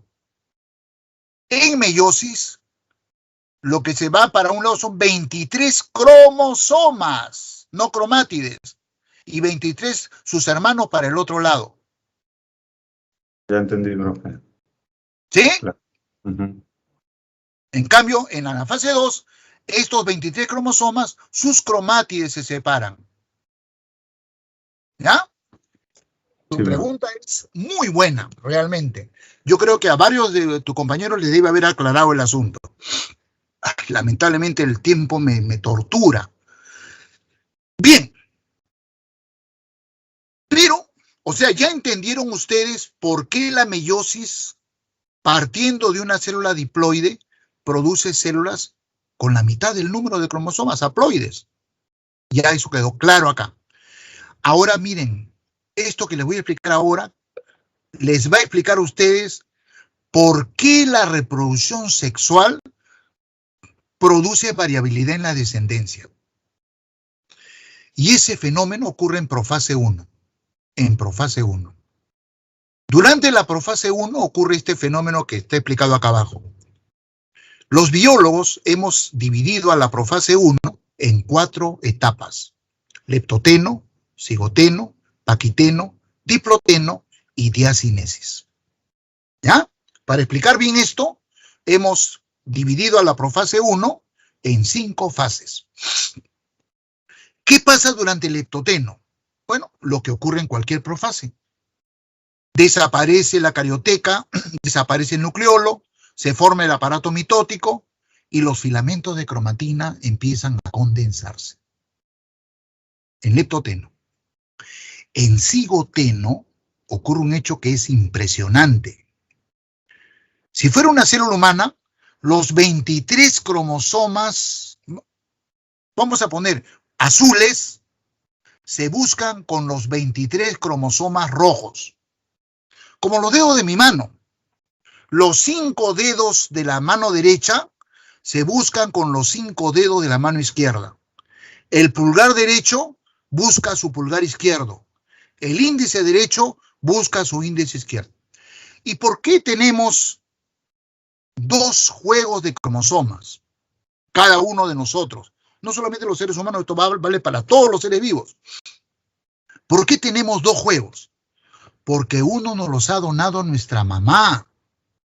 El óvulo de nuestra madre tenía 23 cromosomas. Y el núcleo del espermatozoide de nuestro papá tenía 23 cromosomas también, pero son 2 familias diferentes. Mi mamá nació en Arequipa, pero su descendencia era puneña.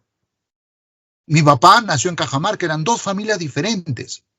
Entonces yo he heredado esos juegos de cromosomas, 23 de mi padre y 23 de mi madre. En mis testículos, cuando yo formo espermatozoides, en profase 1, en cigoteno, los 23 cromosomas de mi papá se buscan con los 23 cromosomas de mi mamá. Eso es lo que ocurre en cigoteno. Cuando termina cigoteno, y ya estamos en paquiteno, miren, ya están apareados. El rojo es de mi madre y el azul es de mi padre. Los 23 cromosomas de papá se han unido a los de mamá. Y la pregunta es ¿para qué? ¿Y para qué se unen? Para intercambiar segmentos. De manera totalmente aleatoria. Esto es como agarrar un mazo de naipes y otro mazo y barajarla. Trrr. Si ustedes retrocedieran el tiempo y volvieran a barajar, no se van a mezclar igualitos. Y eso los biólogos le llamamos crossing over, intercambio de cromátides en castellano. Hay un chocolateo de cromátides. Cada gameto tiene un chocolateo único, irrepetible. Cada uno de mis espermatozoides tiene una combinación entre los genes de mi papá y mi mamá única. Por eso es que los hermanos son diferentes. Por eso es que la reproducción sexual produce variabilidad en la descendencia, estimados alumnos. Esto es lo que explica ese fenómeno. Entonces, en paquiteno, los cromosomas homólogos recombinan segmentos de sus cromátides.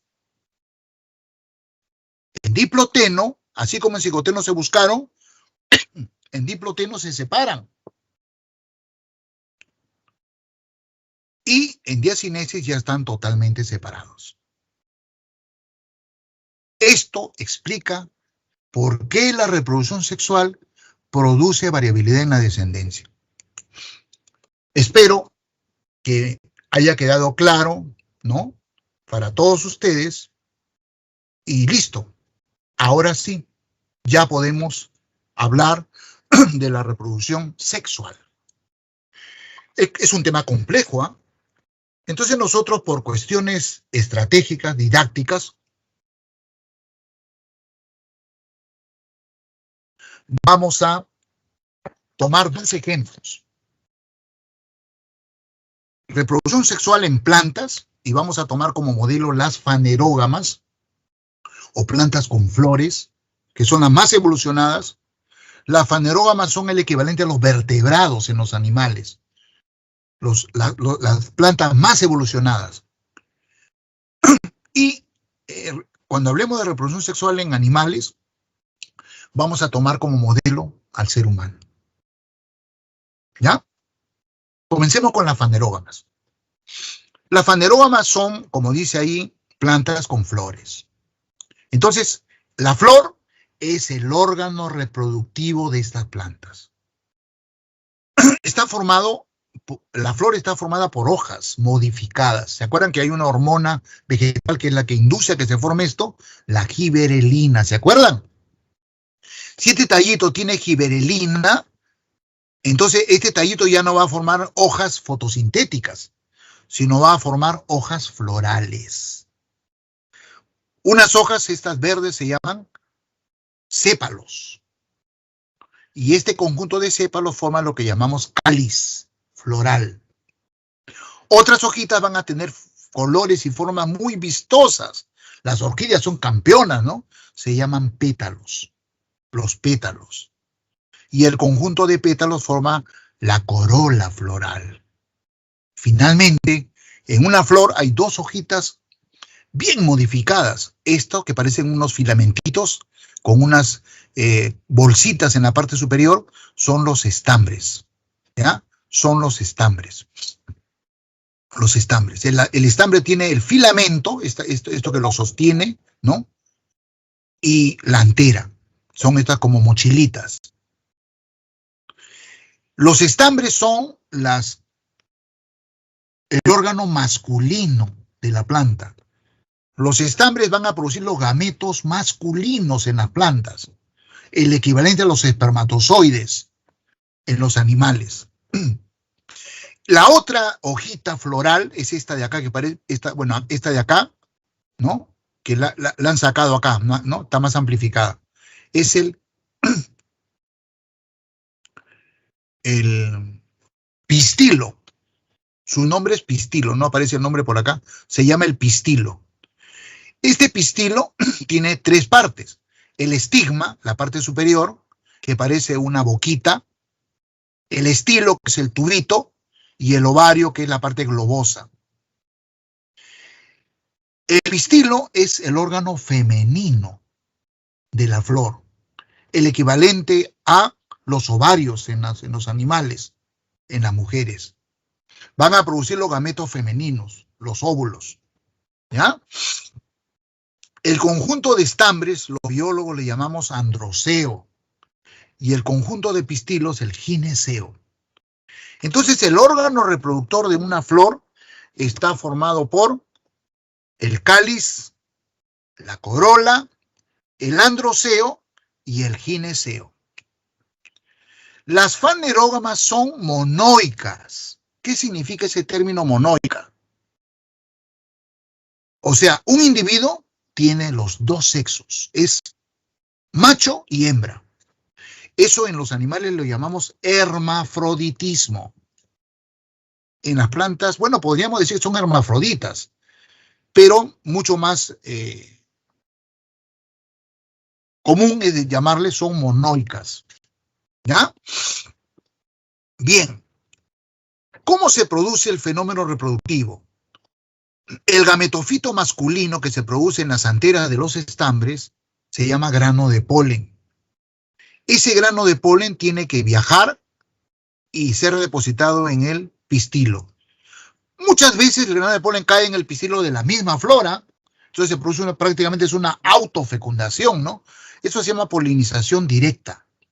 Pero lo más común, lo más aconsejable, lo más querido por la planta es que ese grano de polen vaya al pistilo de otra flor, de otra planta, para que haya más recombinación genética, ¿no? Es mucho más delicioso. Las plantas no copulan. Una planta no puede moverse y espolvorear su grano de polen a otra planta. Utilizan un mecanismo muy curioso, muy ingenioso, llamado el uso de organismos polinizadores. Insectos, aves, pequeñas por cierto, son las que se encargan de transportar el grano de polen de una flor a otra flor. Organismos polinizadores. Y el fenómeno se llama polinización. ¿Ya? Vamos a describir entonces la gametogénesis en los estambres y luego en los pistilos. En el estambre, el proceso, la gametogénesis masculina se llama microsporogénesis. No se olviden, masculino es micro y femenino es mega o macro en las plantas. En las anteras de los estambres hay un tejido que se llama saco polínico, este de acá.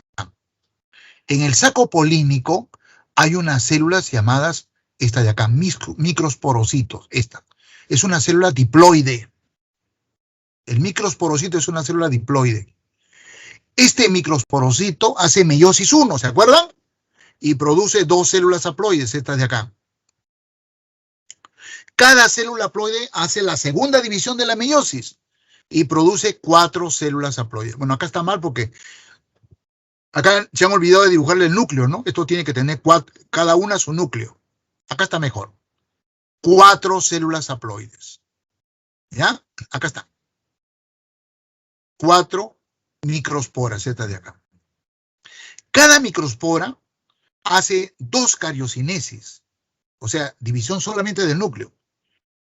La primera cariocinesis produce una célula con 2 núcleos haploides, el núcleo generativo y el núcleo tubular, este de acá. ¿Ya? El núcleo tubular se queda ahí, no se vuelve a dividir. El núcleo generativo sufre una segunda cariocinesis.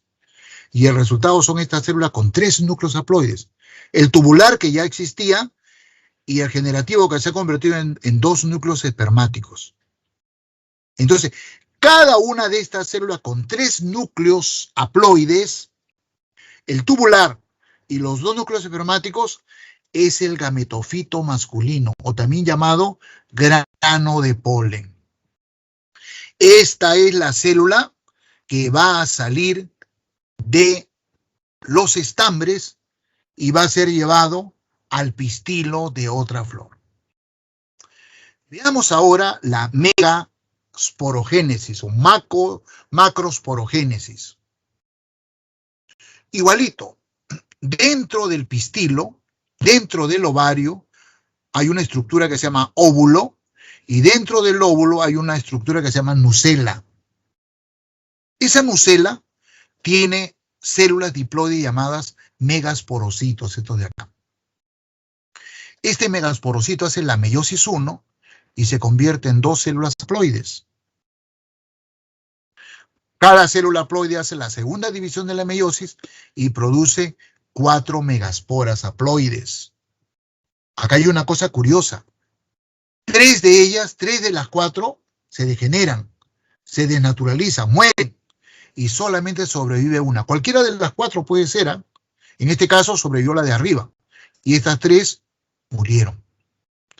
Esta megaspora sobreviviente realiza 3 cariocinesis consecutivas. Esta.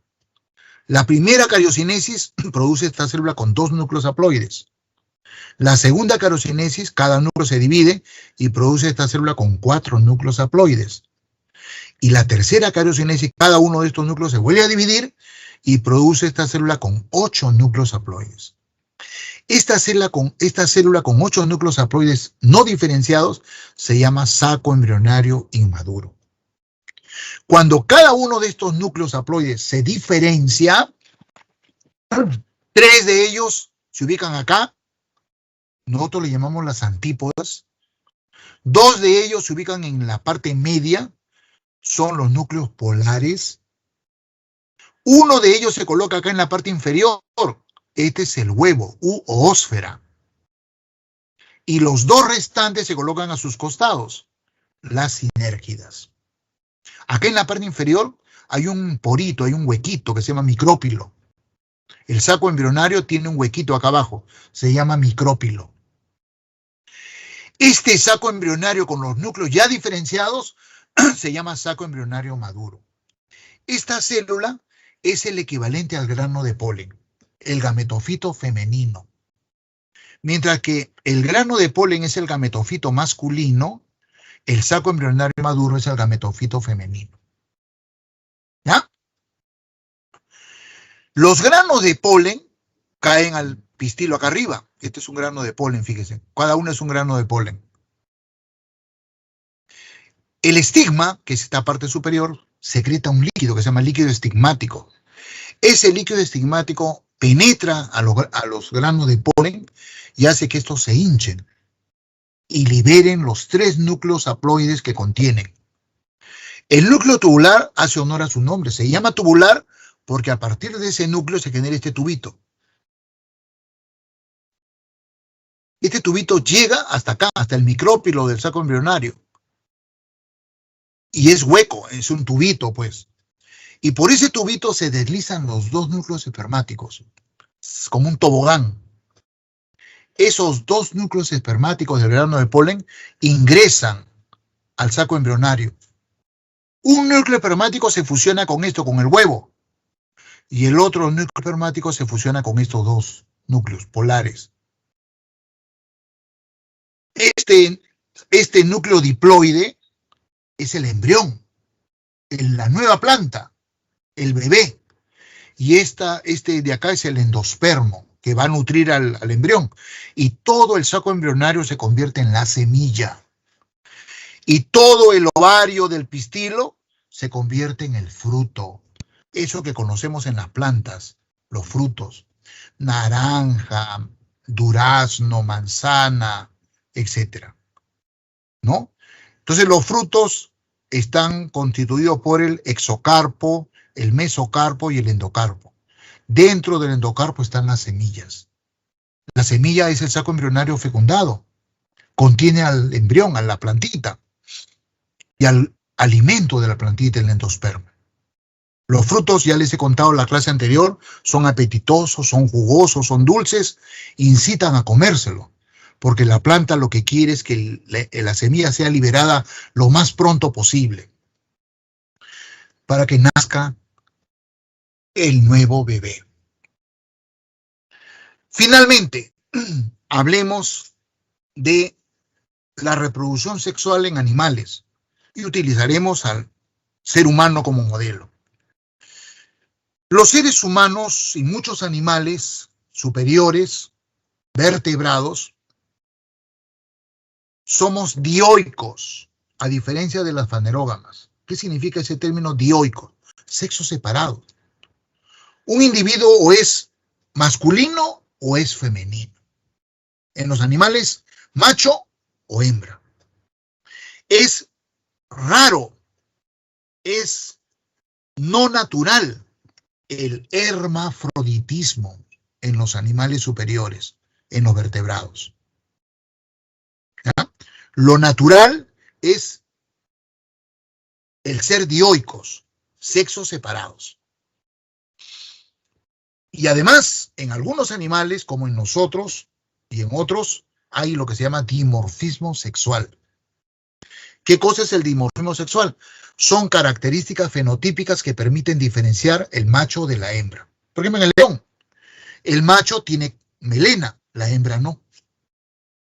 En el gorila, el macho tiene un pelaje plateado en el lomo, la hembra no.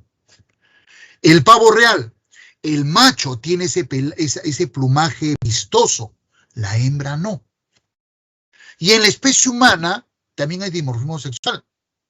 El hombre tiene características que le permiten diferenciarse de la mujer. cintura pélvica menor que la mujer, cintura torácica mayor que la mujer, mayor pelaje en el cuerpo, mayor cantidad de vellos, ¿no? Etcétera, etcétera, etcétera. Hablemos del aparato reproductor masculino. A ver, allá. Por lo menos quiero llegar hasta acá. Esto lo vamos a dejar para la próxima clase. Ya no me alcanza esto del ciclo menstrual, ¿ya? El aparato reproductor masculino está formado por las gónadas, llamadas testículos. Los testículos no están dentro de la cavidad abdominal, están ubicados en las bolsas escrotales. Cuando un bebé varón nace, sus testículos están dentro de la cavidad abdominal. Semanas después del nacimiento, los testículos descienden a las bolsas escrotales. ¿Por qué los testículos no permanecen dentro de la cavidad corporal? Porque su fisiología requiere de una temperatura ligeramente menor que la temperatura del cuerpo, que es 37 grados. Y esa temperatura la encuentran en las bolsas escrotales. Los testículos funcionan tanto como gónadas como glándulas endocrinas. Como gónadas, porque producen gametos masculinos, espermatozoides. Y como glándulas endocrinas, porque secretan hormonas sexuales, andrógenos, hormonas masculinas, estrógenos, hormonas femeninas. El proceso de formación de gametos se llama espermatogénesis. Está aquí. Un niñito recién nacido tiene pocas de estas células, se llaman espermatogonias, células diploides. ¿Ya? Cuando este niñito llega a la pubertad, más o menos es a los 12 años, 13 años, ¿no? Se ocurre una proliferación de estas células, o sea, mitosis, aumentan en cantidad. Luego crecen y se convierten en espermatocitos primarios, fase de crecimiento. Siguen siendo células diploides. Este espermatocito primario hace meiosis 1 y se convierte en dos células haploides, llamados espermatocitos de segundo orden o secundarios. Cada uno de estos espermatocitos secundarios hace la segunda división de la meiosis y se convierten en 4 espermátidas, células haploides. Cada espermátida se modifica, alarga su citoplasma y se convierte en espermatozoide. Todo esto ocurre en unas estructuras, además, del testículo llamados túbulos seminíferos. Entonces, al final de ese proceso, los espermatozoides ya están formados. Y de ahí migran hacia esta estructura que se llama el epidídimo. Aquí en el epidídimo, esos espermatozoides que ya estaban maduros, pero que les faltaba una condición, movilidad, adquieren esa motilidad. Y es desde aquí, desde el epidídimo, cuando este varón tiene una eyaculación, que los espermatozoides salen por este conducto, llamado conducto deferente. Este conducto deferente gira y recibe la secreción de esta glándula, la vesícula seminal. Acá hay una especie de ampollita. Entonces la secreción de la vesícula seminal llega al conducto deferente y baña a los espermatozoides. Ese líquido tiene sustancias alcalinas, tiene fructosa, ¿no? Y esa mezcla de espermatozoides con esa secreción se llama semen, líquido seminal. El conducto deferente continúa y desemboca en la uretra, por donde va la orina. Esta zona del uretra está también está encerrada por una glándula llamada próstata, la cual también aporta secreciones al líquido seminal. Entonces, ya en la uretra, el líquido seminal con los espermatozoides y todas esas secreciones entra a la uretra peniana, donde hay otras glándulas que se llaman glándulas de Cooper o glándulas bulbouretrales, lo cual enriquece más aún el contenido del líquido seminal, y el pene, que es el órgano copulador, se encarga de colocar ese semen dentro del aparato reproductor femenino. ¿Ya? El pene, para cumplir con esa función, tiene que estar en estado de erección, y para que el pene gane ese estado, tiene esta estructura de llamados cuerpos cavernosos con muchos vasos sanguíneos. Cuando estos vasos se llenan de sangre, el pene se erecta. Esa es la condición que necesita el pene para cumplir con su función: depositar los gametos masculinos dentro del aparato reproductor femenino. Si el pene no logra el estado de erección, no puede cumplir con su función. Y eso se conoce como una disfunción llamada impotencia sexual. Todos los animales que realizamos fecundación interna tenemos que tener aparato copulador. En el caso de los humanos se llama pene. Hay animales que tienen fecundación externa. O sea, el óvulo se encuentra con el espermatozoide fuera del cuerpo de los animales. Estos animales no necesitan pene, como por ejemplo los peces. Los peces no tienen pene, porque su fecundación es externa. Bueno, ya me ganó el tiempo. Por favor, cualquiera de ustedes, o tú, Amelia, te pido encarecidamente, para la próxima clase me hace recordar que me falta el aparato reproductor femenino, ¿ya? Entonces lo que voy a hacer ahora es a darles la clave del ejercicio. Justo estoy en la hora. Ya no les voy a proyectar el ejercicio, simplemente les voy a dictar la clave, ¿ya? Atentos, chicos. Pregunta número 1. C de Carlos. C de Carlos. Pregunta número 2. D de dedo. Pregunta número 3. B de bueno. Pregunta número 4. C de Carlos. Pregunta número 5. C de Carlos.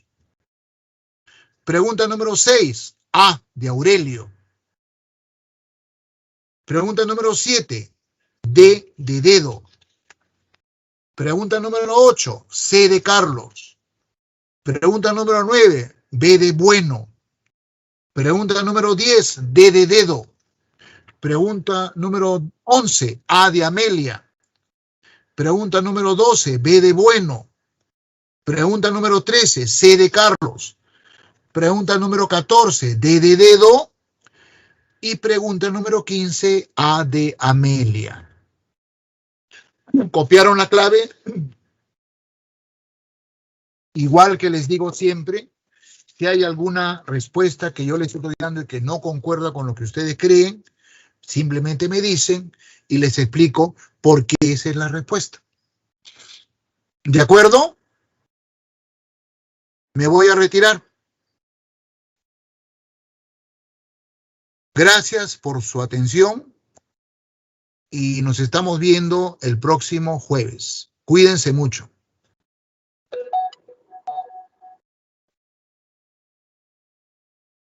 Estamos en comunicación, ¿no? Amelia. Amelia. Dígame, profe. Estamos en comunicación. ¿Me están escuchando los chicos, no? Sí, se escucha claro. Ya, perfecto. Ok, Amelita, no te olvides, hazme recordar la próxima clase que tengo que completar aparato reproductor femenino. ¿Ya? De acuerdo. Ok, muchas gracias. Cuídense.